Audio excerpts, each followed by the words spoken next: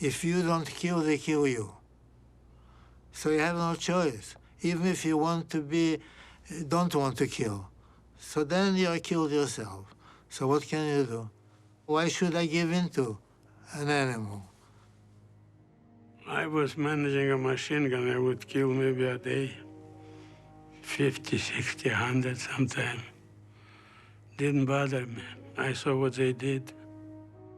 You have to be heroic. You have to be always ready to fight and to shoot and not to be a coward.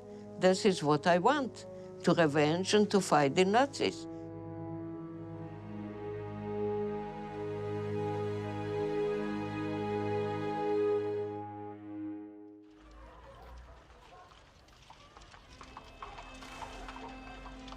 I was born in Poland, in a town situated near the Russian border. And there were about 5,000 Jewish population and about 5,000 Gentiles. My mother and father had 7 children. My father was a businessman. My grandfather was a farmer. I went to a good school. My sister went to a good school. We were growing up in a normal family, everything was okay. But then one day, everything changed. When the blow came, it was from 5 different directions. That was the big day. More than 2 million men plunged into a front 2,000 miles long. Their aim, the annihilation of the Red Army in a decisive battle on the frontier. It was a Sunday. I remember like today. I came home. My mother opened the door, and I looked at her face. It was not the same face. And we didn't talk. She said one word, war. They formed a ghetto, and they took away all the young men from 14 to 45.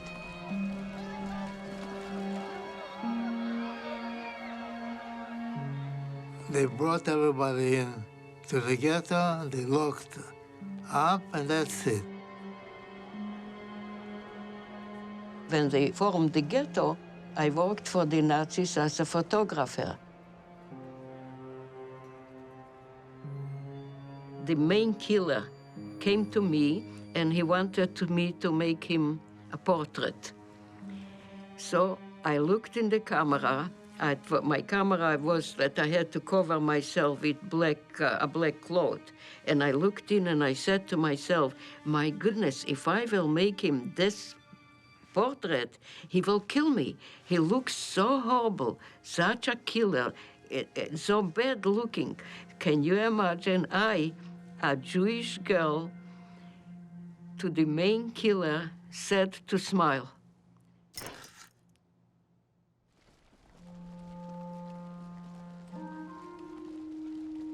In December was already organized an underground organization in the ghetto.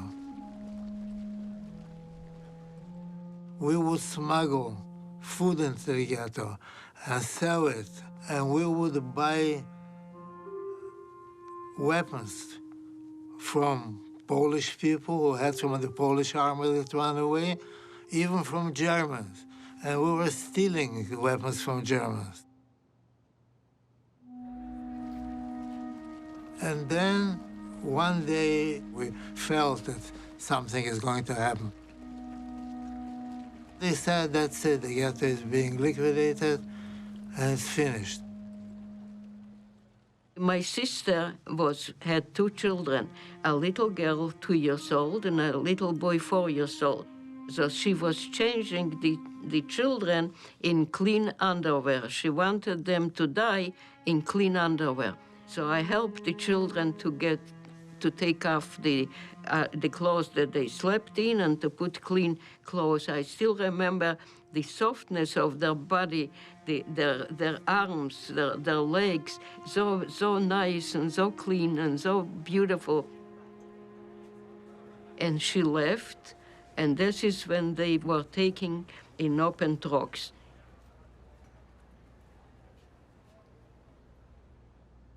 So my sister was sent to a concentration camp for work. While my mother disappeared, they probably took her to a death camp. And that's it. I've never heard from them again. The main killer, the Gebietskommissar, came to kill. So when he saw me, he recognized me, so he appointed to a Nazi to take me away with a rifle. So I was sure they are taking me away to kill me. Who would imagine that close to 2,000 people will be killed, and I am taking away alone to survive?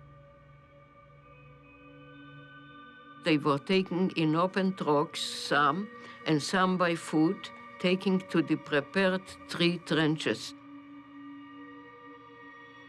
I heard the shooting, I heard the cry.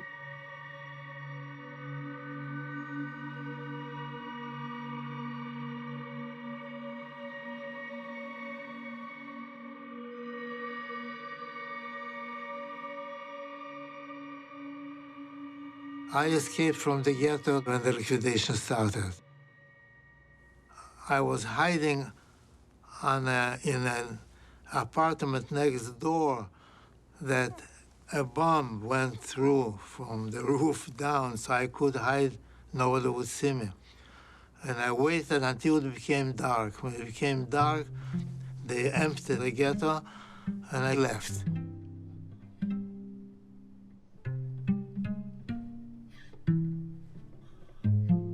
I felt, of course, I left the whole family, everything. I didn't know what would happen to them, and I know that, but I was risking my life too.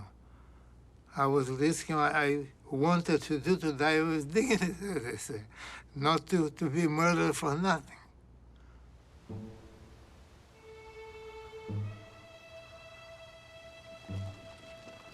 And my family is already killed, and I am alive and I wanted to live. Nobody was hiding me. Nobody will hide me. The non-Jews are afraid to hide people because they would be killed if they would hide a Jewish person. So the only way is to escape to the woods. And who is in the woods? In the woods are partisans, and they are fighting the Nazis. This is what I want, to revenge and to fight the Nazis. For action behind the German lines, a new army was formed.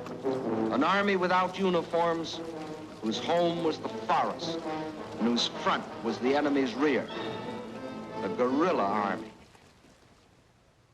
I was looking for the underground organization.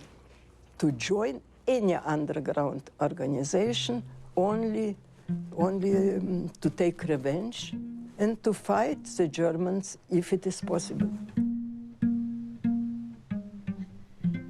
We had contact with some Jewish boys who lived in the countryside who would come and help young people to go into the partisan movement. When we came there, we couldn't believe it, what we saw. It's a country in a country, behind German lines. There were over 300,000 partisans. And among them, there were over 30,000 Jews. When I joined the partisans, I wanted to take my camera.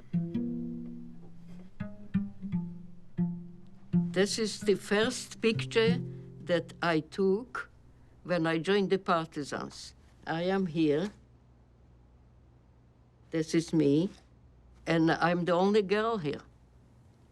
And this started to be my life, to fight back, to fight the Nazis. Sag nicht kein Mal, als du gehst dem letzten Weg.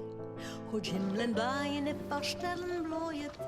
I was assigned to a reconnaissance platoon. That is the most dangerous thing at the front. Reconnaissance, subversion, blowing up communication lines, killing high-placed German officials, trained for subversive activity the local populations who worked for the Nazis. Sprotzen wird dort unser Gure, unser Mut. How we were going to blow up a train. Sprotzen wird dort unser Gure, unser Mut. We would dig a hole, put a mine with a detonator, Wird verschwinden mitten fein. and we would run away 50 meters into the forest. And when the train would come and the train was already half over the mine, we would pull the trigger and that would blow up. Discover the past with exclusive military history documentaries and ad-free podcasts presented by world-renowned historians, all on History Hit. Watch them on your smart TV or on the go with your mobile device. Download the app now to watch everything, from the gripping story of the Band of Brothers to Operation Barbarossa and D-Day. Immerse yourself in the dramatic stories of this remarkable era by signing up via the link in the description.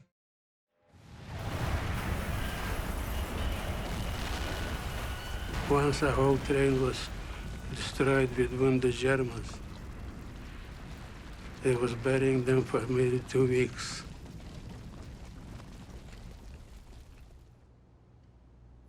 We would catch them on the road when they would go from one place to the other. They was afraid for the night. The night was ours. The day was to belong to them. And we would catch them. We never keep them alive. We would kill them on the spot. And we disrupt the whole system.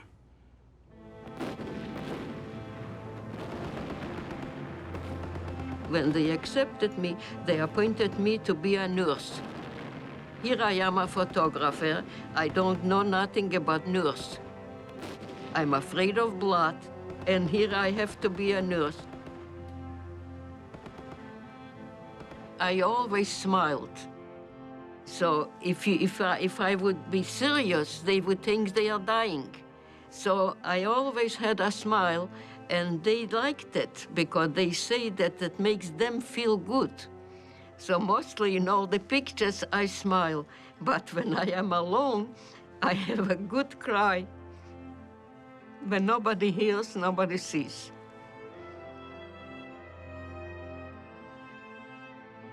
I had to look after my wounded partisans.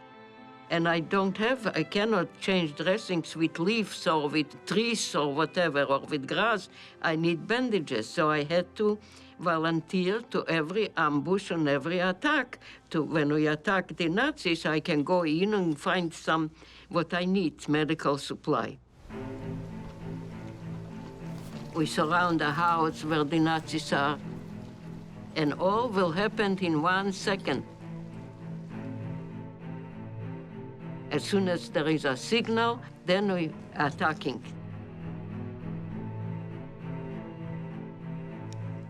Did you ever take prisoners? Prisoners? No. We were chasing a German unit, and all of a sudden I almost fell on a German who was lying on the ground, like on his knees. I stopped and I looked at him.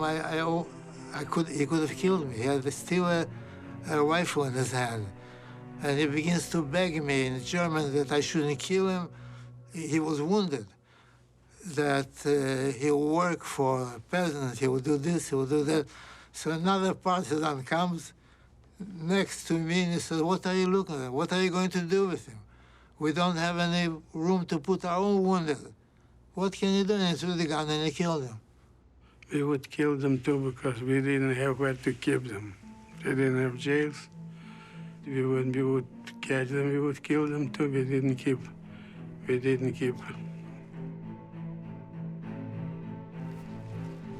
Didn't bother me. I saw what they did.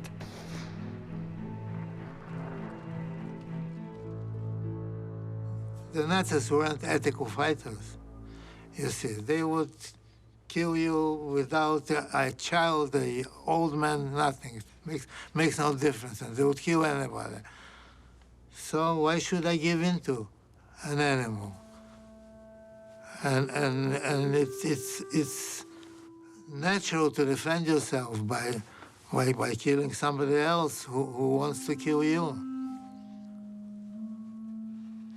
That's how I felt. This is the guerrilla army. Look well at these faces. You will never see them again in the ranks of war prisoners or read their names over heroes' graves. We attacked our town because the Nazis were still living there. And we had an order to kill the houses where the Nazis lived. The Nazis made their headquarters in our house, in my father's house. So when I came and I have seen there is, in the house is nothing, and I heard the echo, my mother, my father, everybody talks, stay alive, fight, revenge, stuff like this. And another guy comes in, he says to me, what do you think? What do I think? My family is killed, my father, my mother, 2 sisters, 2 brothers, my sisters, 2 children, 10 people were killed in one grave, all together, 10 people. And the house is now, who is going to live there? I won't use it. So I said, so he comes in, he says, what do you think? It took less than a second. I in my mind was already thinking, what do I need a house? I said, burn it. So I lit the match and the house was in flames.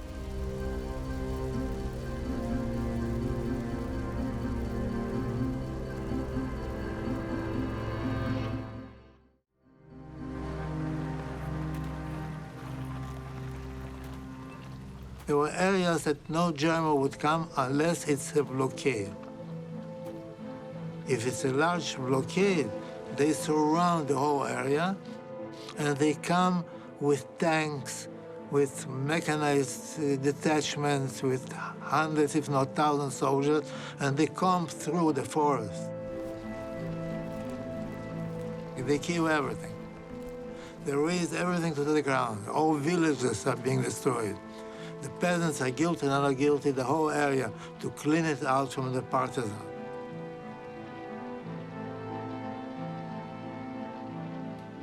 One young girl, she survived. And when the Germans approached her, so she raised her hand, and they were happy to take one prisoner, one alive.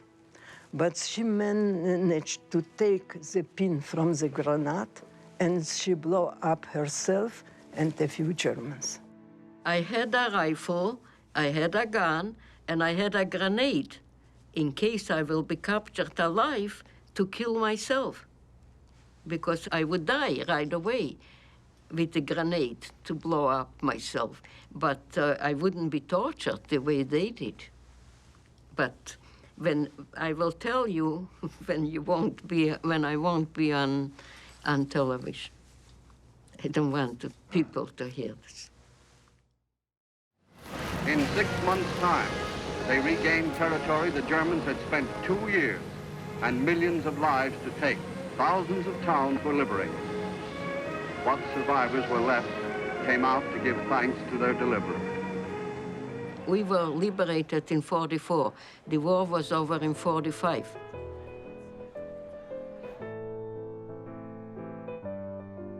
We met the Soviet army, the Red Army.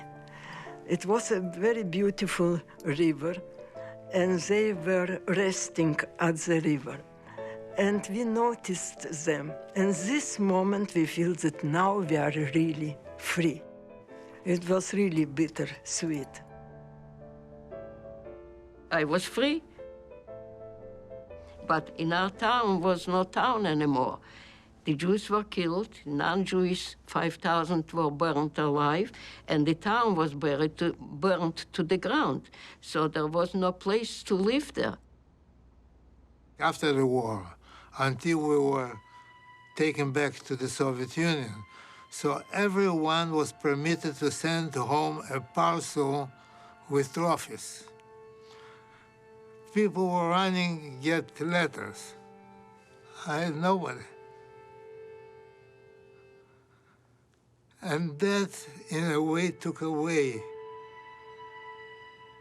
from the sensation of the victory. In 16 countries were Jewish partisans fighting the Nazis. Over 30,000 Jewish boys and girls did fight the Nazis.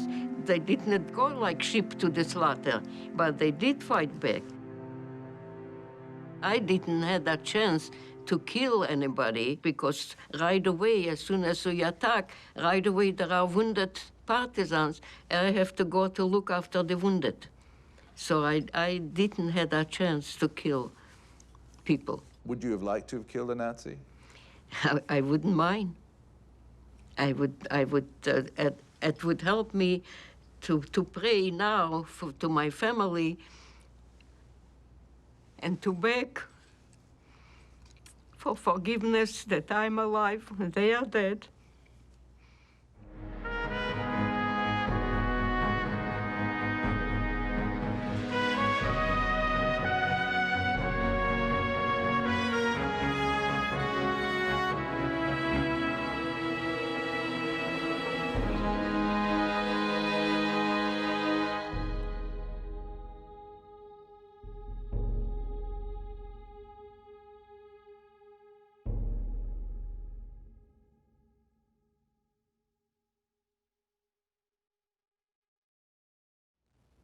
I don't really like to dwell on the dreadful things that took place, but I think our younger people, the children, should know what war can do.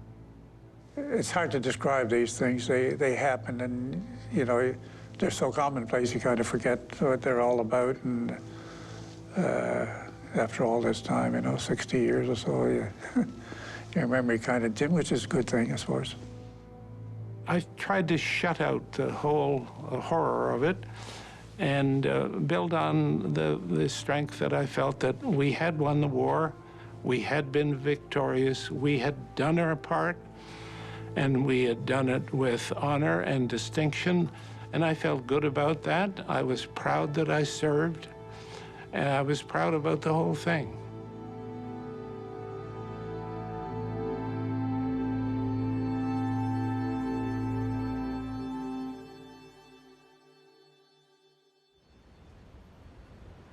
Hong Kong, on its 2,000-foot mountain, is often called the Gibraltar of the Far East. Britain means to defend herself and the whole empire against possibilities of aggression. The garrison has been reinforced with Canadian troops, here seen arriving. We didn't know what to expect. But when we got to Hong Kong, we were astounded at these sophisticated cities of Kowloon and Victoria. We thought it was going to be all right to just go and do guard duty. What does that mean, guard duty? Well, to have a good time.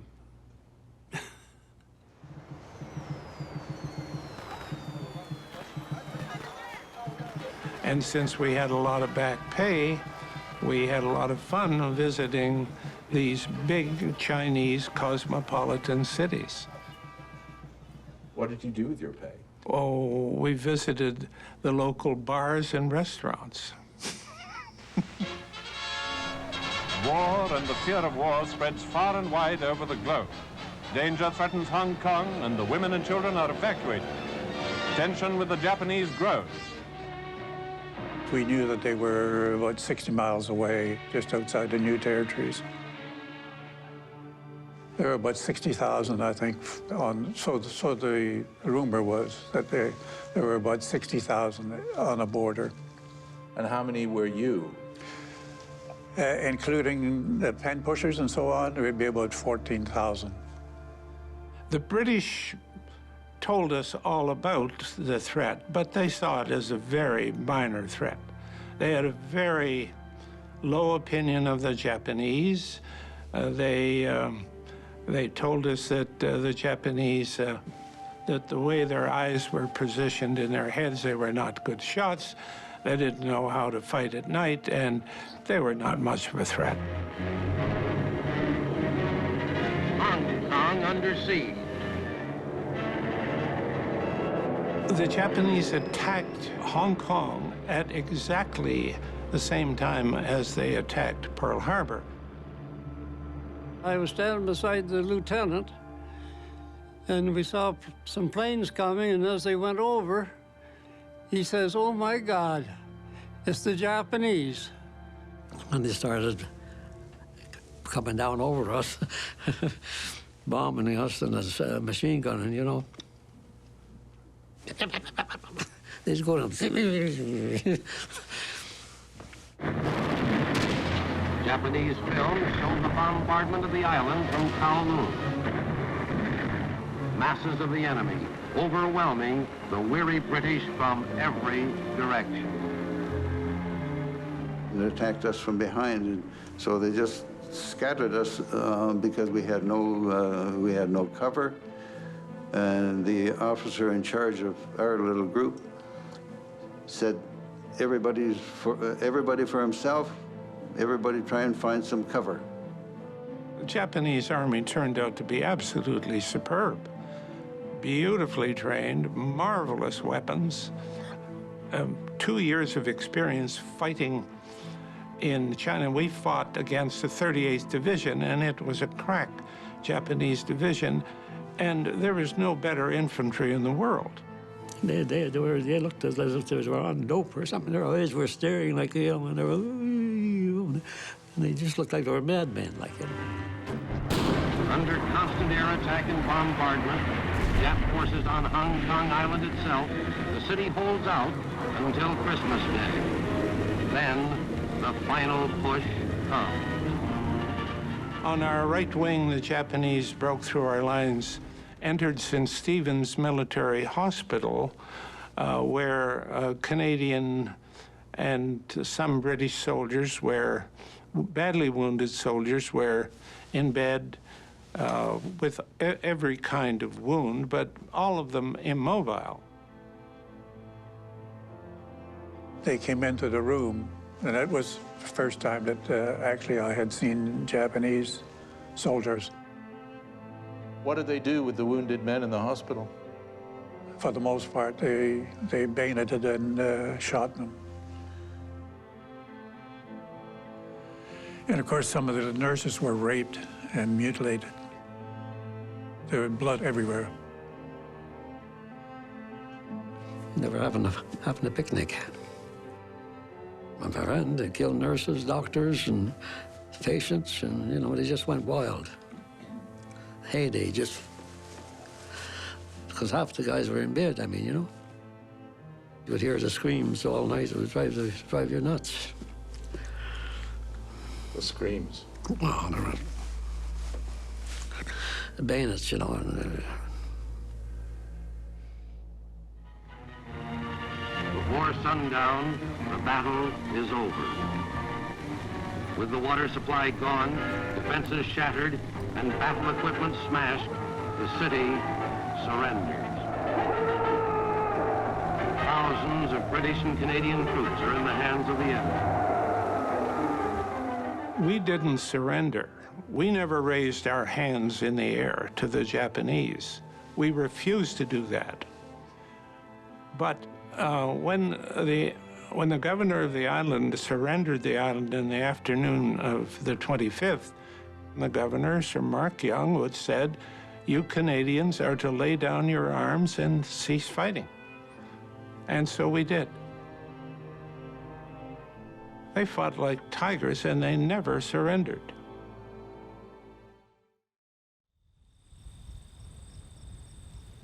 The British Army in Hong Kong was defeated. The Canadians were separated and sent to a camp on the north side of the island. It was full of dead bodies, dead mules, shot to pieces. It was full of the carnage of war, covered with flies and just a dreadful mess.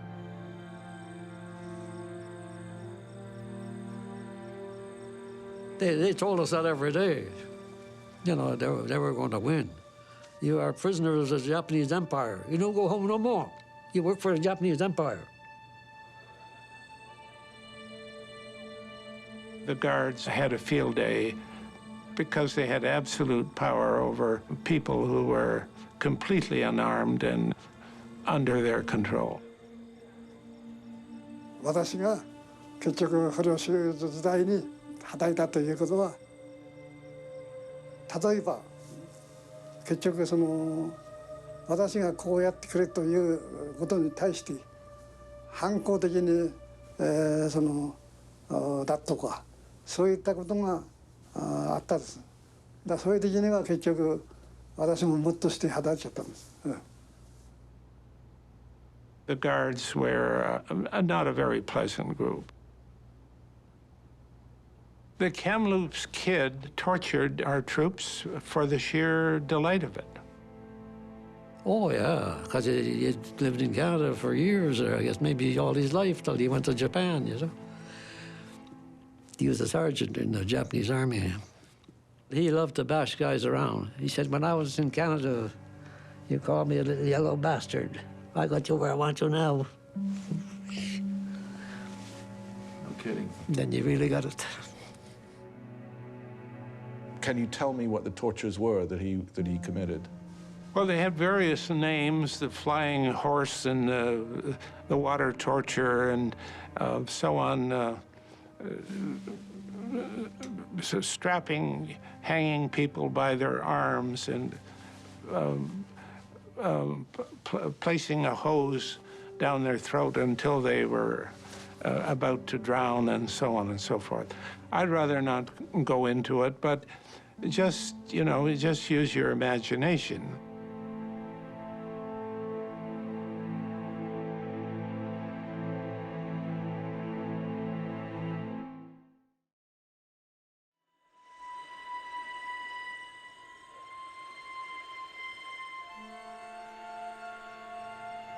When you're in a prison camp of that type, and the rations are meager, and you get so hungry that it's a 24-hour deal. You dream of it, and for the people that were used to eating heavy meals, it was drastic because the meals there consisted of a cup of rice.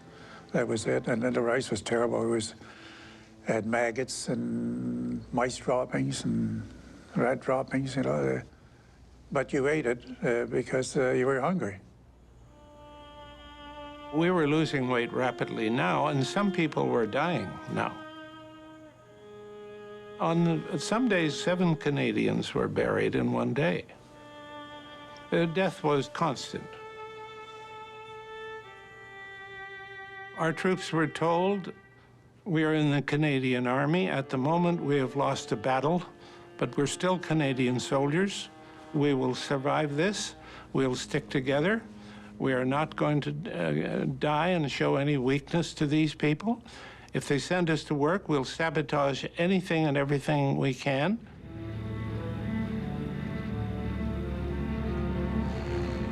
And so we were working as slave labor building the Kai Tak airport. The runway had to be extended to improve its landing ground for Japanese fighters. And at every chance we could, we left hollow spaces under the concrete so that any heavy plane would break through, and we had the pleasure later on of seeing that happen. The first plane that landed on the new runway that had been built out into the harbor, the plane, the heavy plane went through the concrete. The runway, it just didn't hold up.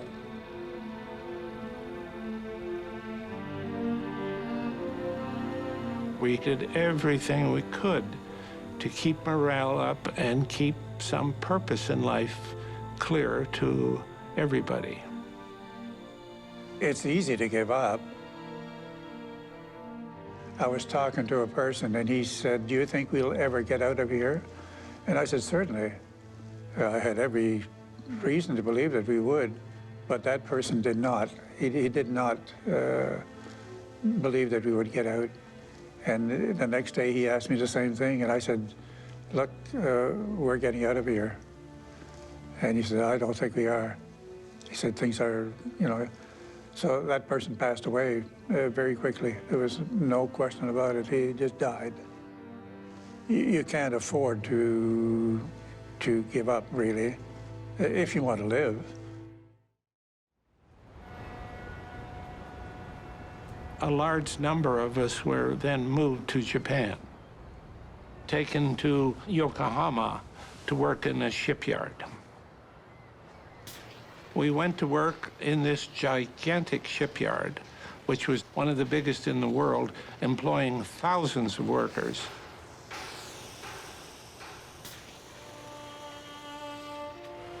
One day, one of our men, he was a kind of a heavy-set man, he was accused of eating the lunch of one of the Japanese workers. They tied him up out in a snowfield and left him there for days in the wintertime. Did he live? And he got through it all right, but he hanged himself.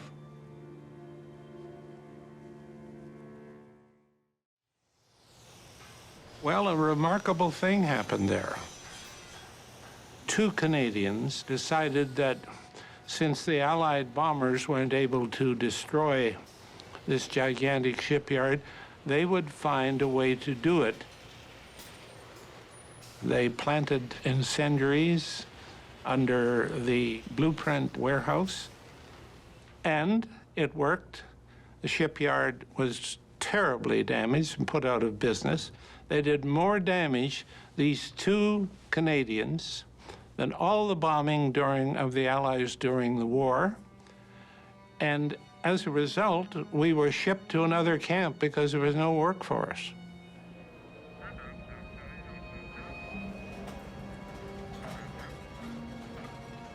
Couldn't work in the shipyard any longer, so they put us on the train and sent us up to the northern island of Japan. Put us to work in an abandoned coal mine that wasn't safe for the Japanese to work in.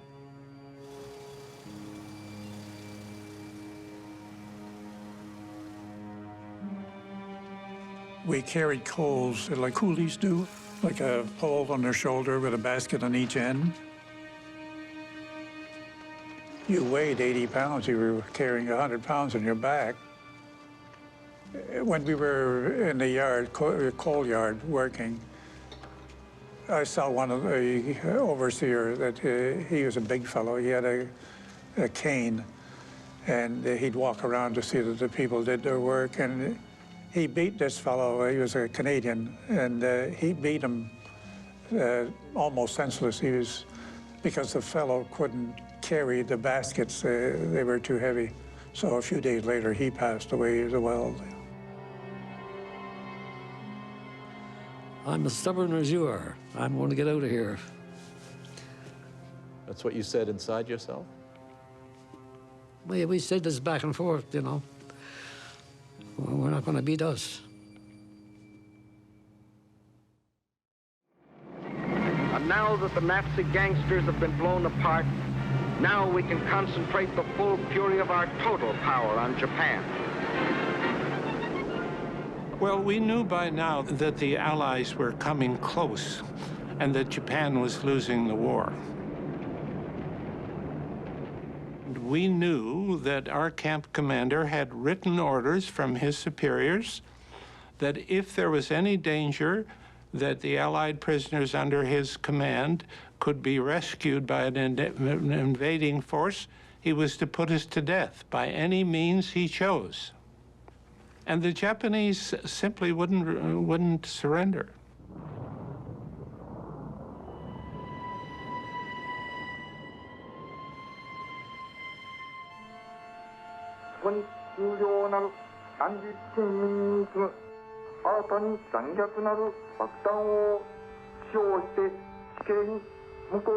殺傷し残骸の及ぶところ真にかかるべかざるに至る。だから終戦なんてのは考えていなかったから。みんな緊張して聞いてたら終戦っていうのでみんなっていうふうに思っちゃってよ。途端に涙が出てきちゃっておいおいおいおい、まあ悔しくて泣いたんですよ。他の部隊から16名ばかりこの衛兵勤務に来てたのがいたんですよ。それはもう一緒だったからその日からもうワイワイワイないで、そんで私のとこに来たんですよ、その兵隊が。